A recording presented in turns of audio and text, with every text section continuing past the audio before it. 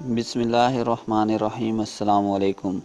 خروج عہدہ مطلب چھٹی لگوانے کے بعد اگر سفر نہ کریں تو کیا مسائل پیدا ہو سکتے ہیں، اس بارے بات کرتے ہیں جن کا ہر غیر ملکی کو پتہ ہونا ضروری ہے۔ ایک شخص نے چھٹی کے لیے اپلائی کیا، اس کے خروج عہدہ نکلنے کے بعد وہ سفر نہیں کر سکا اور اس کی مدت ختم ہو چکی ہے۔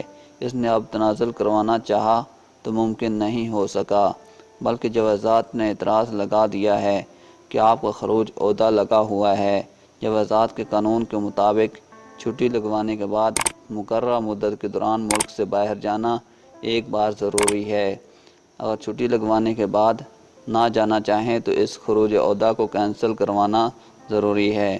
اگر کوئی کینسل نہیں کرواتا تو اس پر 1000 ریال جرمانہ عائد ہوتا ہے۔ اس کے بعد ہی نقل کفالہ یا تنازل ہو سکے گا۔